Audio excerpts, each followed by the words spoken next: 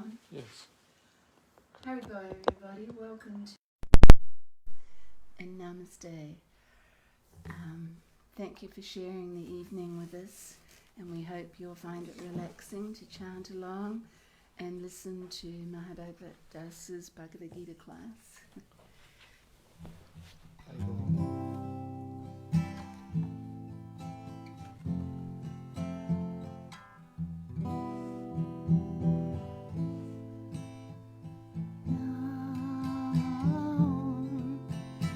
Vishnu Padaya Krishna Prastaya Bhutale Srimati Siddha Swarupananda Paramasa Iti Namine Namo Vishnu Padaya Krishna Prastaya Bhutale Srimate Saraswarupananda Paramahansa Iti Namine Namo Siddha Swarupananda Paramahamsa Namine Gora Karuna Swarupaya Radha Krishna Prastayate Namo Siddha Swarupananda Paramahamsa Namine Gora Karuna Swarupaya Radha Krishna Prastayate Namo Vishnu Padaya Krishna Prastaya Bhutale Srimate Bhakti Vedanta Swami Iti Namine Namo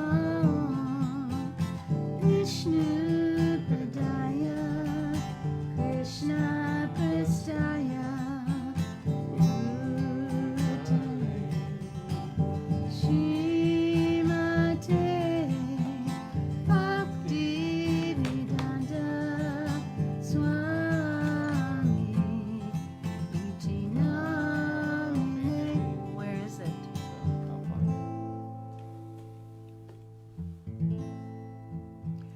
Namaste Saraswati Deva Gauravani Pracharine.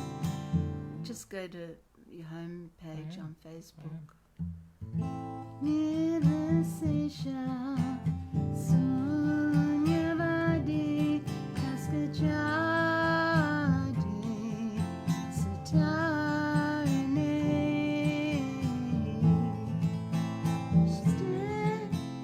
Saraswati Deva Gauravani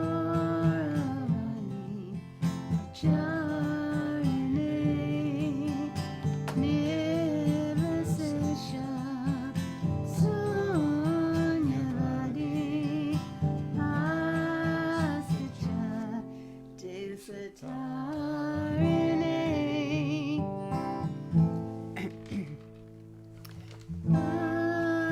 Shri Krishna Chaitanya Prabhu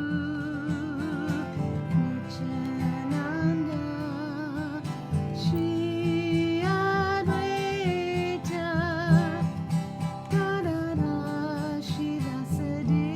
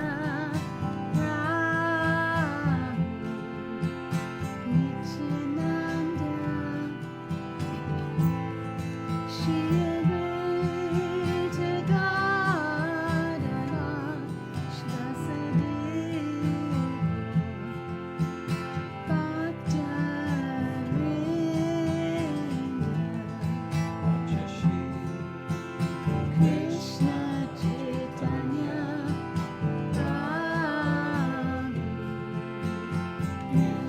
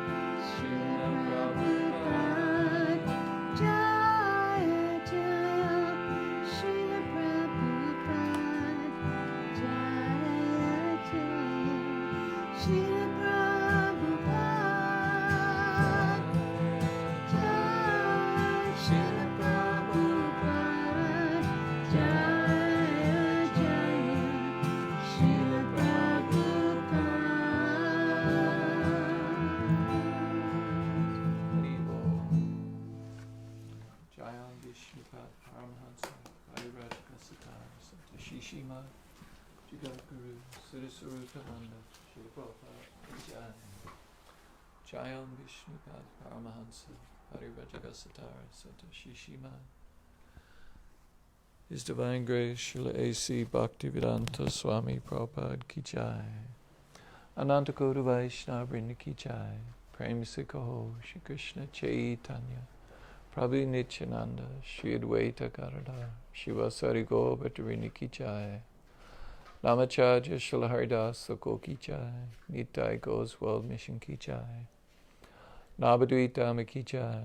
Shri Shri Radha Krishna Go Gopinath Shamakun Radhakun Giri Govardhana Ki Jai. Vrindavandam Ki Jai. Mathuradam Ki Jai. Mayapodam Ki Jai. Ganga Mai Ki Jai. Jamuna Mai Ki Jai. Tulsi Devi Ki Jai. Bhakti Devi Ki Jai. Samaveda Bhaktivinoda Ki Jai. All glories to assembled devotees. Hare Krishna. All glories to assembled devotees. Hare Krishna. All glories to assembled devotees. Hare Krishna. All glories to Shri Guru and Shri Gauranga. Gaura Premanandi. Hare Hare Bol.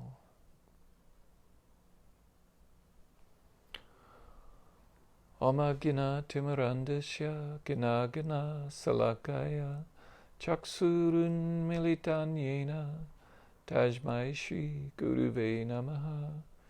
Shri Chaitanya Manobhistam Statpitam Yena Bhutale Swayam Rupa Kadamayam Tadati Swapadantekam Vandeham Shri Guru Shri Yuta Parakamalan Shri Gurun Vaishnavams Cha Shri Rupam Sagrijatam Sahagana Raghunatham Vitam Tam Sajeevam Sadvaitam Savadutam Parijana Sahitam Krishna Chaitanya Devam Shri Radha Krishna Padan Sahagana Lalita Shri Vishakan Vitams Cha Hey Krishna Karuna Sindhu Dina Bandhu Jagapate Gopisha Gopika Kanta Radha Kanta Namostute Tapta Kanchana Gorangi Radhi Vrindavaneshwari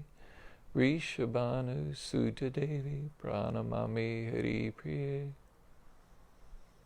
Vanchakapa Tarubhyascha Kripa Sindhuba Evacha Patitanam Pavenbhyo Vaishnavbhyo Namo Namaha Shri Krishna Chaitanya Prabhu Nityananda Shri Advaita Gadadhara Shivasade Gaur Bhakta Vrindam Hare Krishna Krishna Krishna Hare Hare Hare Rama Rama Rama Hare Hare Namo Vishnu Padaya Krishna Prastaya Bhutale Srimate Siddhaswarupananda Paramahansa Niti Namine Namo Siddha Swarupananda Paramahansa Namine Gora Karuna Swarupaya Radha Krishna Prastayate. Before speaking, first I offer my respectful obeisances under the lotus feet of my spiritual master, Jagatguru Siddhaswarupananda Srila Prabhupada, who is very dear to Lord Krishna, having taken shelter at his lotus feet. Srila Prabhupada is the mercy manifestation of Lord Chaitanya, Gaura Karuna Swarupaya, and very dear to Radha and Krishna, Radha Krishna Prastayate.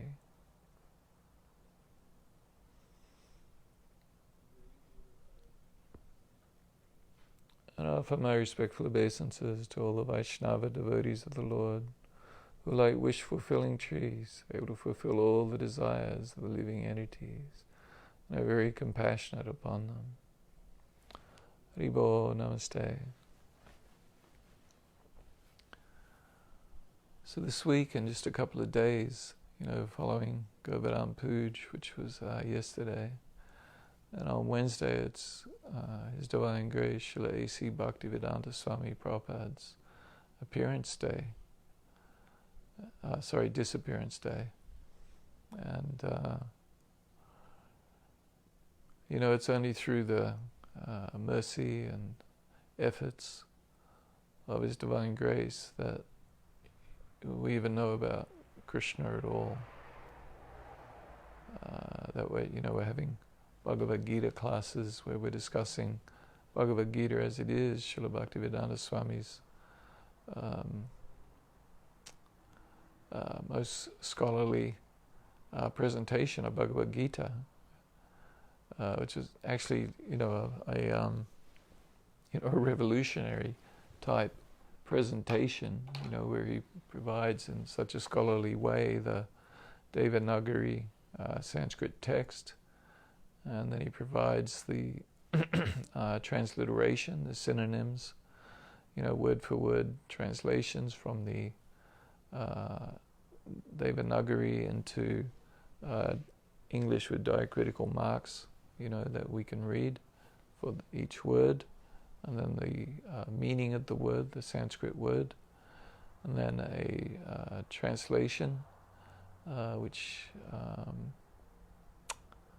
gets, translation of the verse, a free type translation of the verse, and then his purports on Bhagavad Gita. And this is like,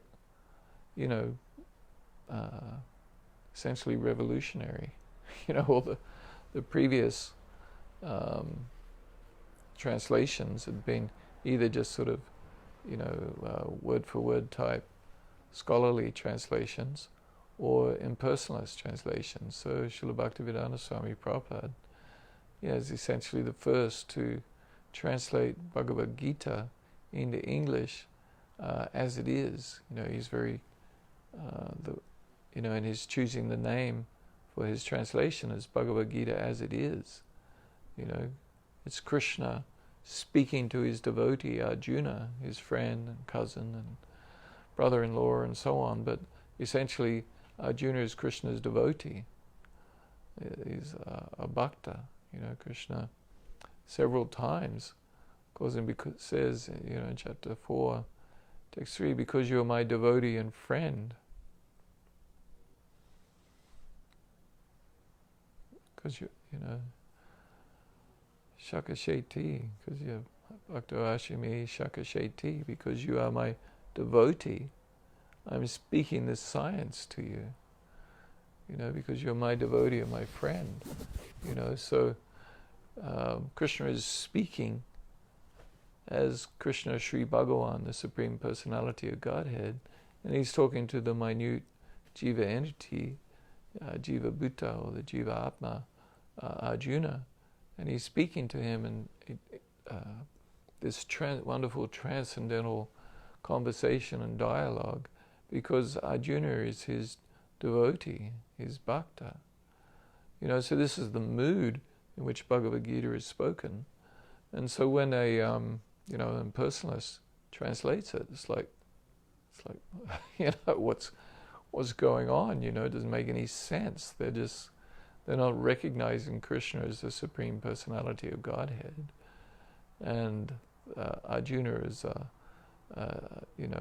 minute of course a great devotee of Krishna, but a minute living entity, part and parcel of Krishna.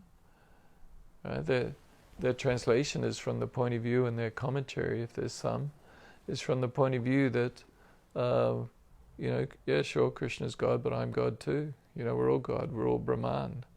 Right? A misinterpretation of aham brahmasmi, I am Brahman. So aham brahmasmi actually means I am spiritual in essence. My position is dominated part and parcel of the Supreme, and that my function is to render loving service to the Supreme. The impersonalists, they also say aham brahmasmi, but they take it to mean that I am Brahman, I am the Supreme Brahman. Right? So complete misinterpretation.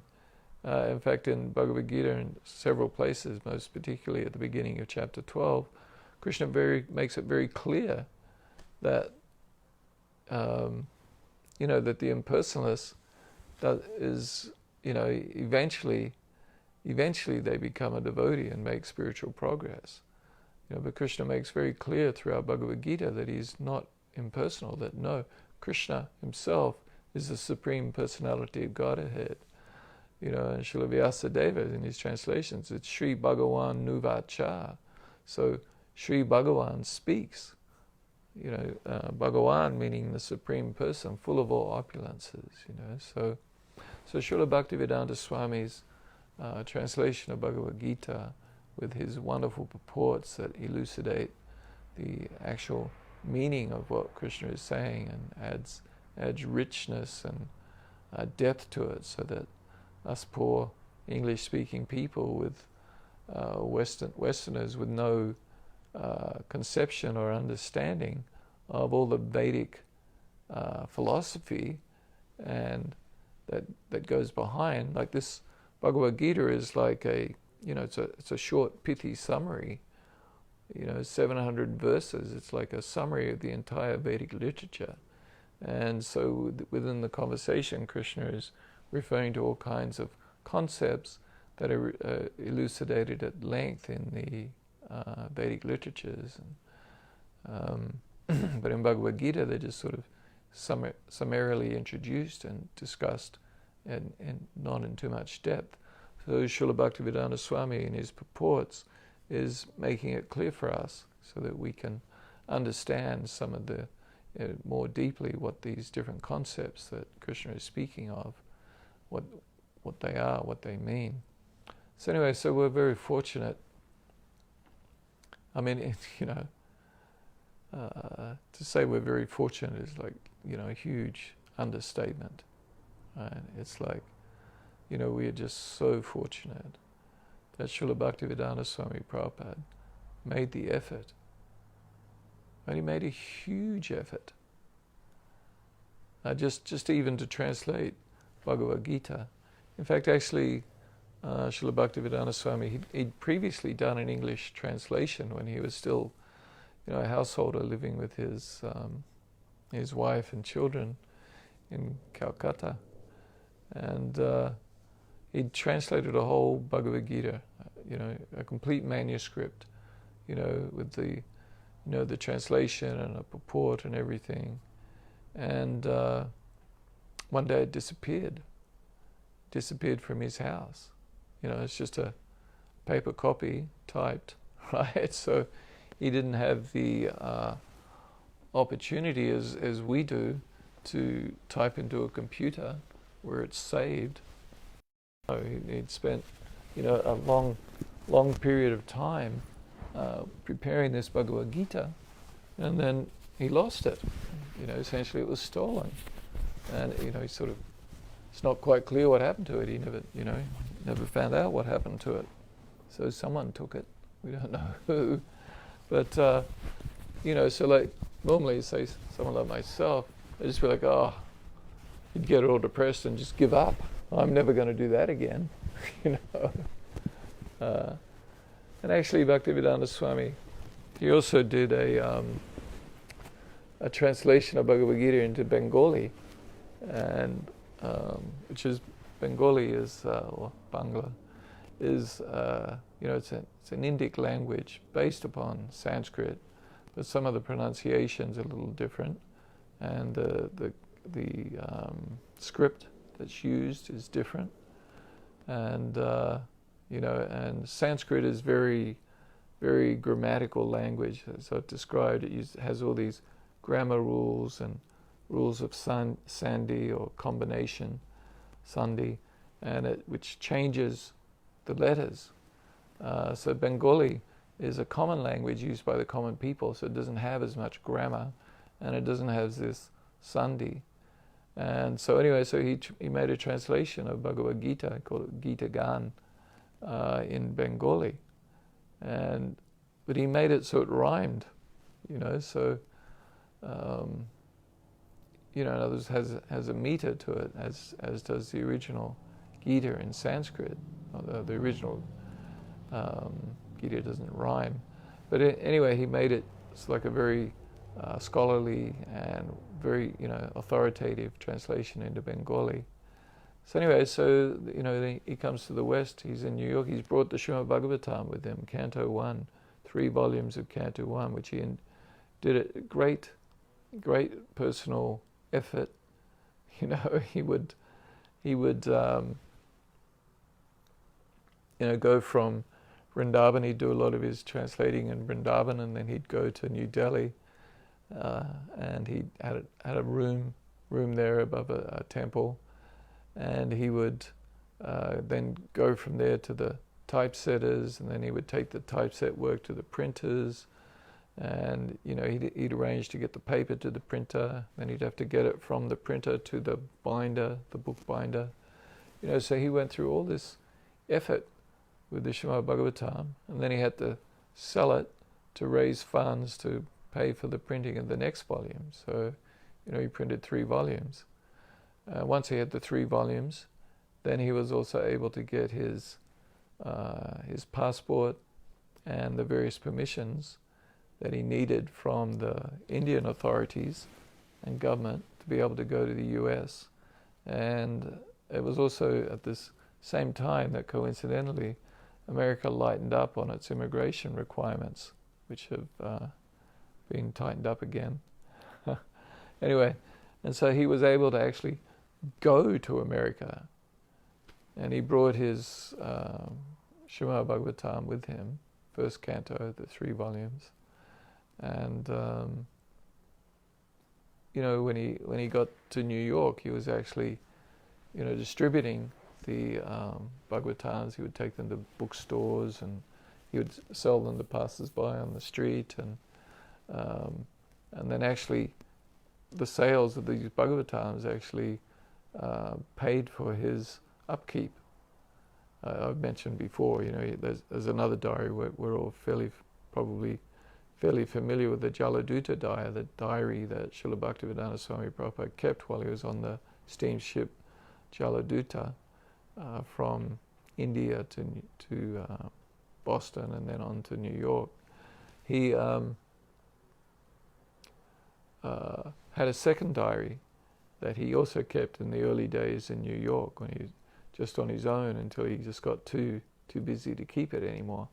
But anyway, in the diary entries are there that sold set of Bhagavatams, and he would keep the records, would write the amount that he sold them for.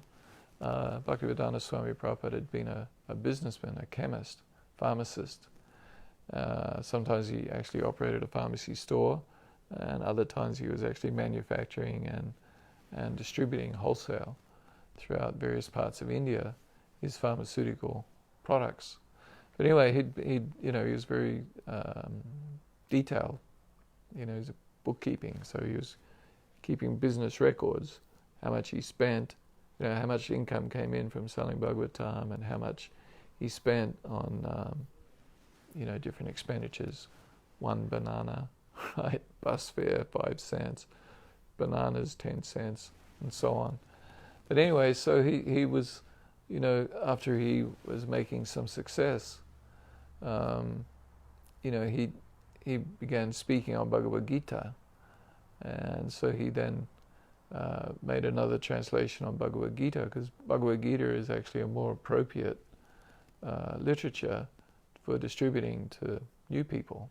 Bhagavatam is, Bhagavatam's obviously just a wonderful work, the Srimad Bhagavatam, the beautiful book of God, and it's the essence of all the Vedic literatures. But it doesn't give a whole overview. Like in the first canto, it's not the same as Bhagavad Gita, where Bhagavad Gita is like the summary of the entire Vedic literature. Srimad Bhagavatam, first canto, is different. It's kind of like really setting the scene for the Bhagavatam proper, which begins once Shukadeva Goswami, once Maharaj Parikshit and Shukadeva Goswami begin their dialogue. So Bhaktivedanta Swami Prabhupada, whilst in New York, he worked on his translation of Bhagavad Gita and was, and completed it. So, anyway, we're very fortunate that Srila Bhaktivedanta Swami Prabhupada made the effort to get himself to America, which was like full of all kinds of hardship and risk and effort, huge amounts of effort. One of the books in the one of the cantos in the Mahabharata is called The Effort, and this, and it's about after the Pandavas have been in the forest, have been banished in the forest for 12 years, and then they live incognito for a year, and at Virata, and then after that, then they come back to reclaim their kingdom, but they're not able to get it. So then there's a huge period of effort to avoid the war and also to build allies and prepare for the war, both going on simultaneously. And so there's this huge effort. So similarly, Bhaktivedanta Swami Prabhupada made a huge effort. It's, like for us, we like, I don't know if I can make the effort to get out of bed, like, oh God, I've got to get up, or I got to make an effort. I got to give a class tonight. Oh, what an effort. Oh, I don't know if I'm really into it, that kind of. Or I got some service opportunity, but I don't know if I really want to do it. Maybe I'll find someone else to do it. Or maybe I'll be so lazy I just won't do it, and I won't find anyone else to do it, and it just won't get done. So this is the status of the Kanisa Adhikari, beginning with devotee, materialistic devotee. We only do things if they are good, make sense for us. But Srila Bhaktivedanta Swami Prabhupada is the motivated and empowered representative of Krishna. Shakya Vaisya Avatara is full of motivation and total effort.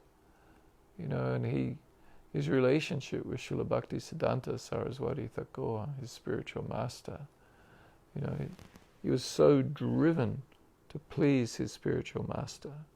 His spiritual master had asked him to preach in English, and this was when, actually at his very first meeting with Srila Bhaktisiddhanta Saraswati Thakur in Calcutta on the roof of a building where his friend had dragged him along, even though he didn't want to go.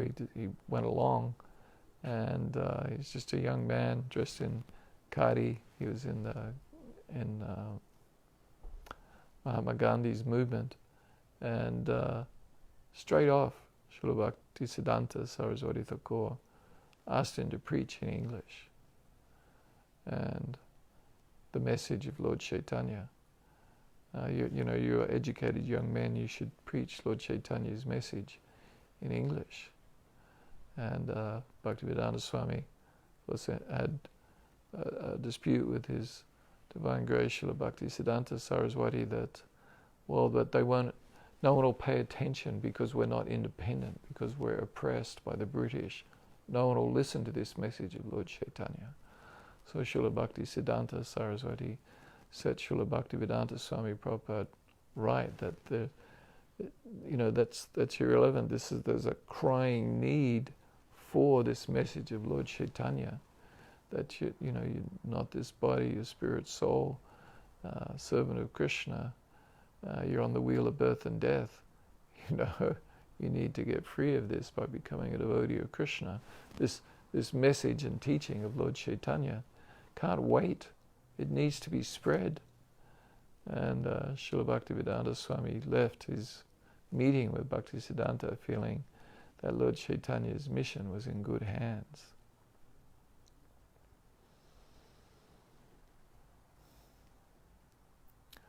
So Srila Bhaktivedanta Swami Prabhupada, out of his great motivation to please his spiritual master, and Srila Bhaktisiddhanta several times further told Srila Bhaktivedanta Swami Prabhupada to preach in the English language. A couple of later times in the 1930s, he specifically wrote to Bhaktivedanta Swami reminding him to preach in English. And so anyway, Bhaktivedanta Swami was a householder, and he was feeling he couldn't do it. But as he grew older, his situation changed, ultimately taking sannyas. And then finally, when he's like 65 or 66 years old, then, he was then ready to come to the West. And the immigration laws changed. He completes his Srimad Bhagavatam. He gets a connection in Butler, New York, where he can actually stay, and there's a sponsor, and he gets passage on a steamship, and he's then able to come and bring his Bhagavatam with him. In fact, he's not just bringing Bhagavatam, he's bringing the whole spiritual world with him. He's bringing Vrindavan and the Vedic literatures and the whole sampradaya. He's like the representative of the Brahma Madhva Gaudiya Sampradaya, bringing all of this wealth of knowledge and information and love for Krishna, and bringing Krishna's holy names with him. And anyway, so we're the very fortunate recipients of Srila and beneficiaries of the huge effort that Srila Bhaktivedanta Swami Prabhupada made. And so as we study Bhagavad Gita, we should be very aware that this isn't just some book. It's not just some book. It's the most wonderful transcendental literature that Srila Bhaktivedanta Swami Prabhupada made huge efforts to get into our hands.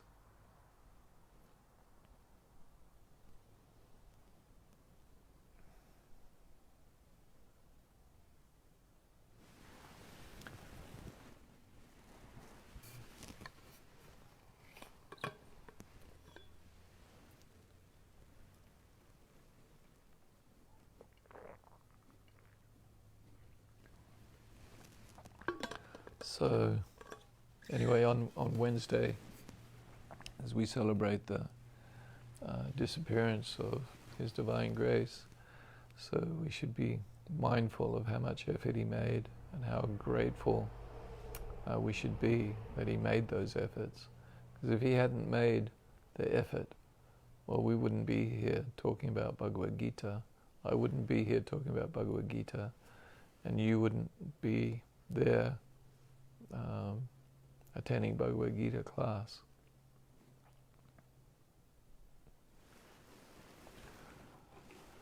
So, with that introduction, we can carry on with our study of chapter 2. And this this chapter 2, is like a little summary of the whole Bhagavad Gita in some ways. And in this portion of chapter 2 that we've been studying, Krishna establishes the essential, basic, foundational point that we're not this body. We're spiritual in essence. That the possessor of this body, the Dehi, the owner of this body, the possessor of this body, that we are eternal, that this body is temporary, that when this body dies, we don't die. So Krishna, emphasizes this in many different ways and uses many different words to describe the soul, and that it's imperishable, immutable, unchangeable, eternal, not slain when the body is slain. Anyway, he just says it in so many different ways, as we've been discussing over the weeks and months that we've been studying Bhagavad Gita. So anyway, we're up to chapter 2, text 28. Avyakta dini bhutani vyakta majani bharata avyakta nidanane yeva tacha ka paridevana. All created beings are unmanifest in their beginning, manifest in their interim state, and unmanifest again when annihilated. So what need is there for lamentation? All created beings are unmanifest in their beginning, manifest in their interim state. It's Madhyani in the middle. And unmanifest again when annihilated. So what need is there for lamentation?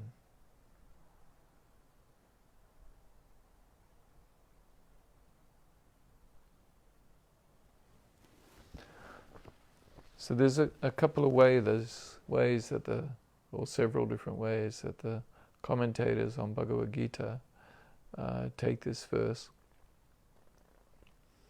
And it can refer to just the atoms. So in Srila Bhaktivedanta Swami here in his purport, he gives a example of a big skyscraper. So he says, from the earth, many varieties of manifestations take place. Take, for example, a big skyscraper manifested from the earth. When it is dismantled, the manifestation becomes again unmanifested and remains as atoms in the ultimate stage. The law of conservation of energy remains, but in course of time, things are manifested and unmanifested. That is the difference. So just from an atomic point of view, Bhaktivedanta Swami is giving an example that when a skyscraper is built, it's like all the atoms are already existing. And then the atoms are combined together to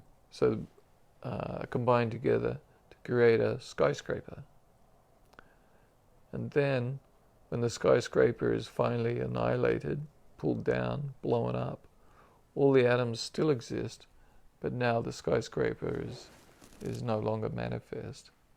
So in the beginning, there's all the atoms, but the skyscraper is not manifest. Then they combine together, skyscraper is manifest, and then in the end, when the skyscraper no longer exists, the atoms still exist, right? But the skyscraper is no longer manifest.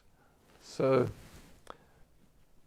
what he calls or describes as, or what's known as the law of the conservation of energy. So the atoms are still all there. So the point is, well, why lament about atoms? The atoms still exist. They're unmanifest, then they manifested, and then they're unmanifest again. So what's the big deal? All the atoms still exist.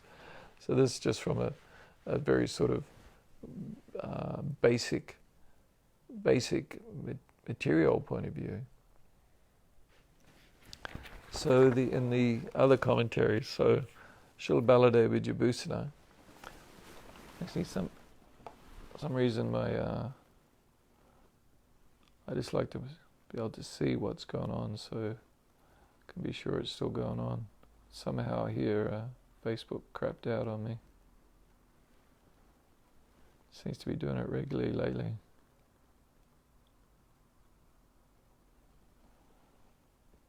Okay, all right.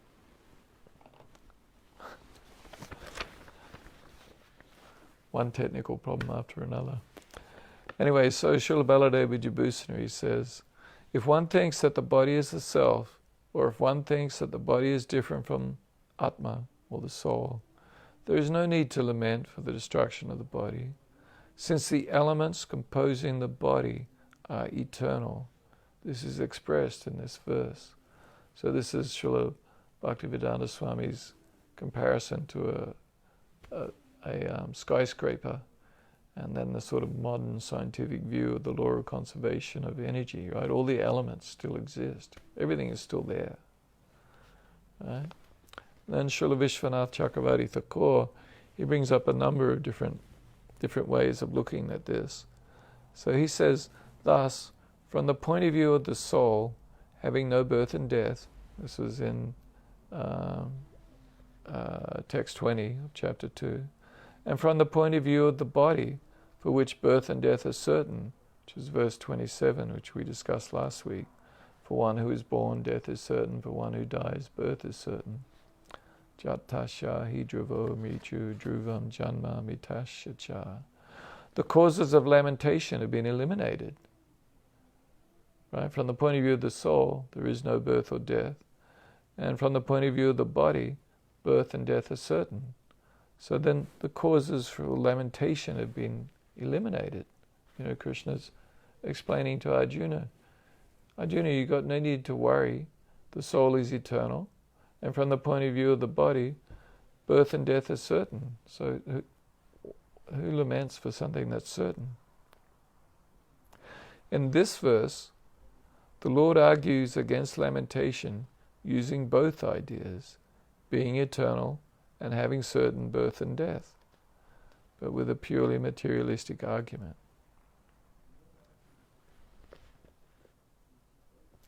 Devas, humans and animals are not visible before their birth. Right? Before we take birth, we're not visible. However, their subtle and gross bodies do exist invisibly in a potential form from the existence of the causal ingredients such as earth. So the potential is there. So the soul is already existing. We have a subtle body, and we can manifest, not that we manifest it, material nature under the direction of Lord Paramatma and the demigods, manifests a gross physical body when the semen is injected into the womb, and then the embryo and the semen unite, and then the body begins to manifest. Right? But before then, there is the subtle body.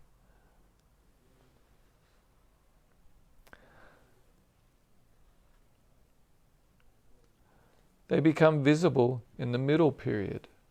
Right? So subtly there's the potential to exist in a certain kind of form, and then we become visible in the middle period, and invisible after death.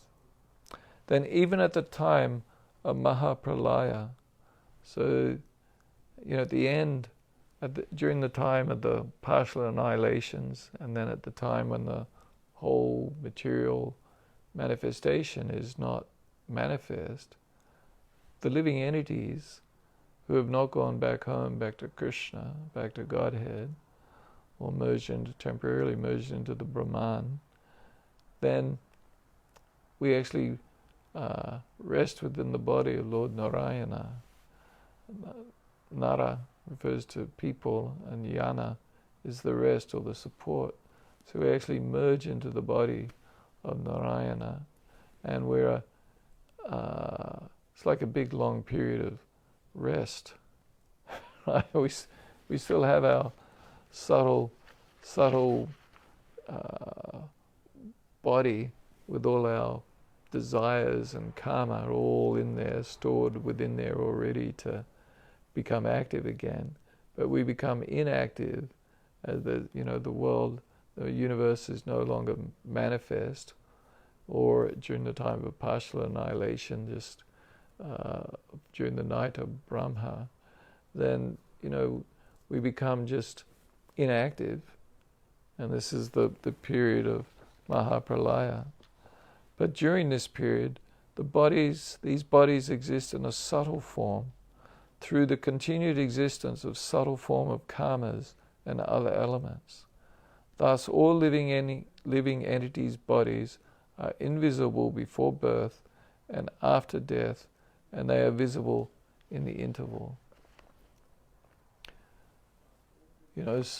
So through Krishna's energies and manifestation, then after these periods of annihilation, or when the material world is not manifest, then once Krishna activates it again, and then Lord Brahma engages in his secondary creation, and then the Prajapatis assist him, the progenitors assist him in creating all the different bodies and so on, then the souls can enter into bodies and pick up from where they were prior to the annihilation, and then receive the fruits of their past karma and manifest bodies according to their particular desires. So we can be unmanifest, and then manifest, and then unmanifest again. This is stated by the personified Vedas in the Bhagavatam. O eternally liberated transcendental Lord, your material energy causes the various moving and non-moving species of life to appear by activating their material desires, but only when and if you sport with her by briefly glancing at her. So it's described, I think, in Brahma Samhita, that Krishna glances at the material energy and impregnates her with the living entities. And then at that point, then we're able to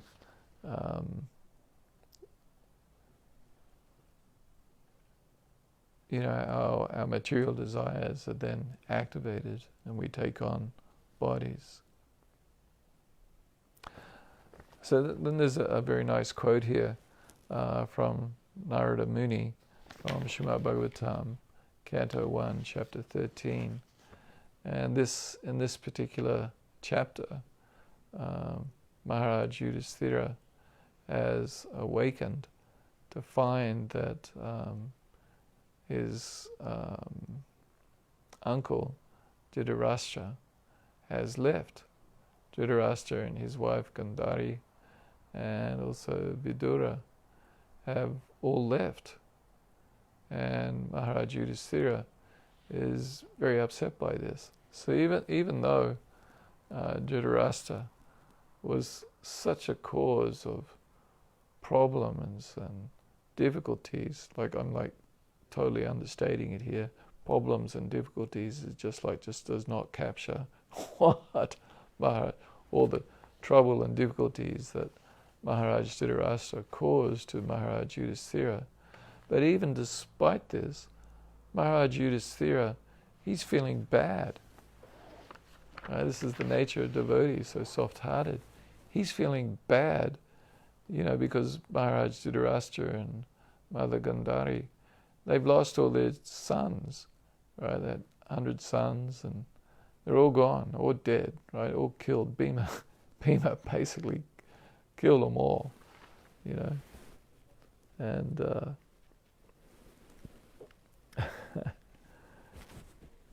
and he made the vow as Kunti, not Kunti, Draupadi was being violated in the assembly, in the gambling hall, that he was going to kill them. And he certainly did. And anyway, I won't go into that. But anyway, so Maharaj Yudhisthira is feeling bad that all these, the children of Dhritarashtra and Gandhari have all been killed as a result of Maharaj Yudhisthira's wanting to be the king, wanting to be the emperor, to get his empire back. So then, anyway, Vidura had come, and he'd totally blasted Dhritarashtra. Dhritarashtra, he's living in the palace of Maharaj Yudhisthira, and Bhima is there, and it's the bad blood between Bhima and Dhritarashtra. Bhima's the one who killed all of Dhritarashtra's sons, and Vidura actually makes the example that he's it's what are you doing, Dhritarashtra? You're like being a dog, you're being fed scraps by Bhima, and Bhima's the one who killed all your sons. So anyway, Vidura just sort of completely blasted Dhritarashtra, what are you doing? You're getting old. You should be in the forest engaged in practices of self-realization, not hanging around in a palace being supported by Bhima. So anyway, it's a very wonderful sort of chapter, the discussion between Vidura and Maharaj Dhritarashtra. But anyway, it completely woke Dhritarashtra up. It's which is the situation we should be in. It's we're all asleep. We're in this material world, we're all comfortable in our material bodies, and we're just kind of maybe we've got a comfortable situation. Maybe it's not even that comfortable, but it's the situation we're in, and we kind of like it. We get used to it. People get used to any situation. There's the story in Prabhupada's little booklet about the King Indra who got cursed to take on a body of a pig, and he had to wallow around in mud and stuff, and in a pig pen, and when he had the opportunity to go back to heaven plans, he didn't want to go. He was happy being a pig and shit, So we're like this. We become very happy in our situation. We don't see it for what it is. We don't see that death is just around the corner. I mean, death is ever present, but we've managed somehow to block that most unpleasant thought out of our minds, and we don't think about it, and we just think about our sense gratification and how we're going to enjoy ourselves, and about my relatives and what are they doing, and so on and so forth, and how much money have I got in the bank, and whatever else that put our attention on. And then suddenly our the spiritual master, Prabhupada, comes along and just wakes us up. No, wake up, sleeping soul. This is Bhaktivinoda Thakur's song. Wake up, sleeping souls.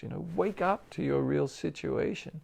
You are eternal spirit soul, and you're stuck on this wheel of birth and death, samsara. Experiencing birth after birth due to your karma, your action, and your desires. And you go through so much suffering and misery, experiencing so many problems, and so much, hardship. You're so far away, and experiencing so much misery, the material miseries of birth, diseases, old age, and death. And anyway, I won't go into that too much, but anyway, it's like the spiritual master wakes us up. Our spiritual master wakes us up, gives us a whack to the side of the head. Wake up. Wake up. See things as they are. Understand life as it is. Don't be in this illusory situation where you're thinking that the goal of life is to enjoy your senses, to engage in illicit sex and meat eating and drinking and whatever, or even to, live in a pious marriage. It's like, whatever it is, that's not the goal of life. That is not the aim of life. The highest goal of life, the sajja, the goal of life, is to achieve pure love for Krishna. Right? So the spiritual master wakes us up. Hey, wake up, So this is a classic example in Srimad Bhagavatam, Canto 1, where Vidura wakes up Dhritarashtra. So I encourage you to read this chapter and then just wake up to your true situation, right? We get into a situation where we become complacent. Oh yeah, I'm a devotee. Oh yeah, I read Bhagavad Gita. Yeah, I'm awake. I get it. I know all about spiritual life. I know I'm not the body. Yeah, I got that. Bhagavad, why are you repeating this so much? Why do you keep telling us this all the time? It's like we become like, oh yeah, I get it. Yeah, okay. Yeah, all right, I got it. Okay, all right, cool. But like, we actually really don't get it. We are not, we get it to a certain extent, but we need to actually truly get it. So anyway, so if you read that chapter, you will hopefully get it a little more than what you're getting right now. So anyway, so Maharaj Yudhisthira, he's like heartbroken. Where's Dhritarashtra, Maharaj gone? And Mother Gandhari and Vidura, where have they gone?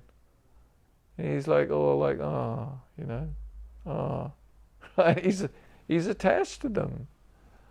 Right? So then, as usual, Narada Muni appears. He always appears at the opportune moment.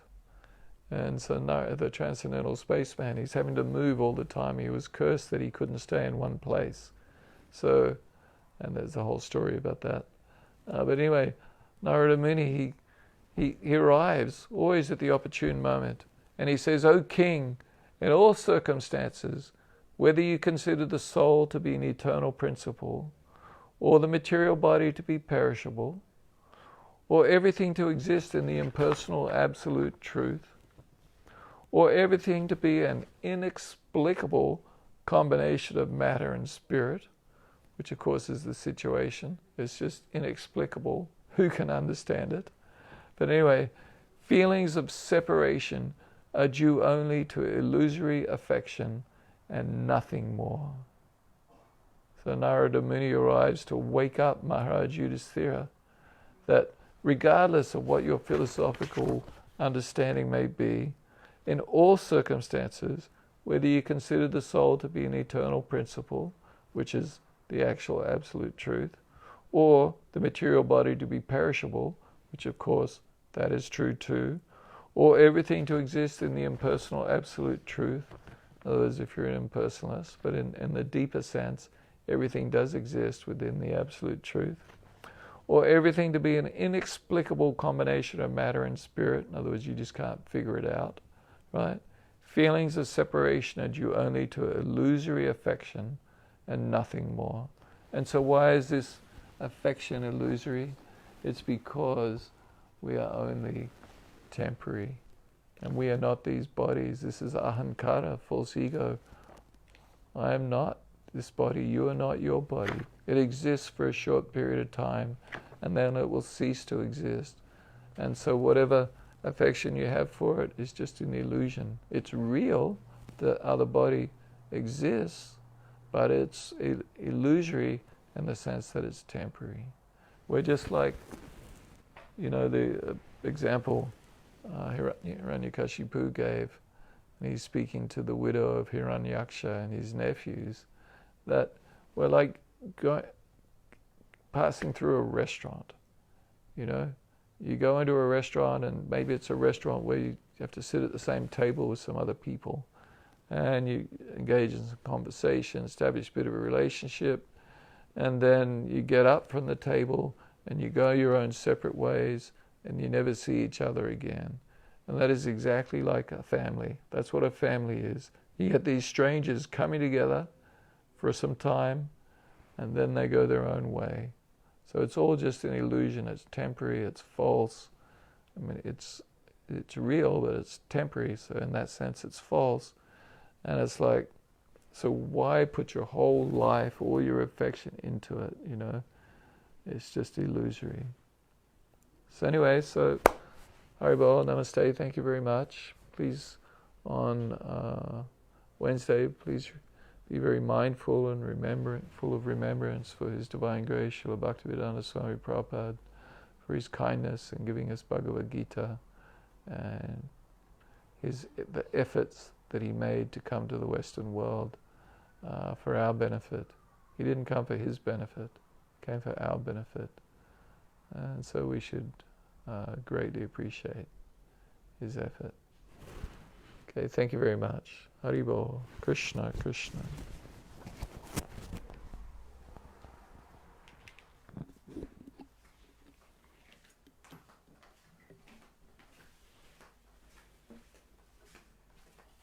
Did you move this? Yeah, I'll do it. Oh, I can do it. Yeah, okay. Why do you?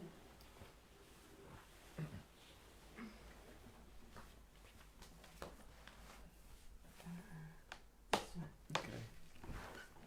Haribol.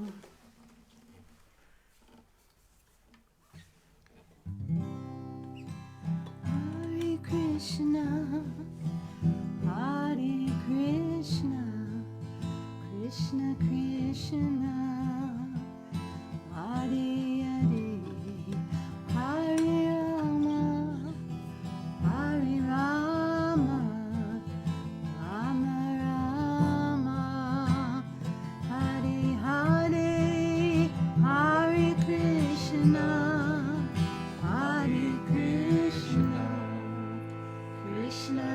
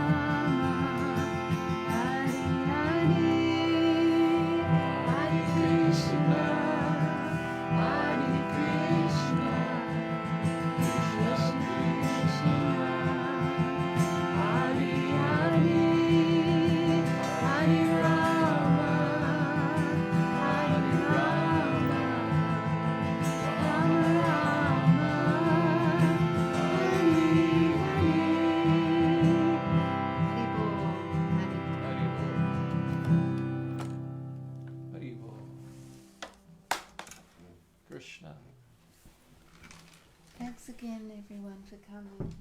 It's lovely to have you. We'll see you next time.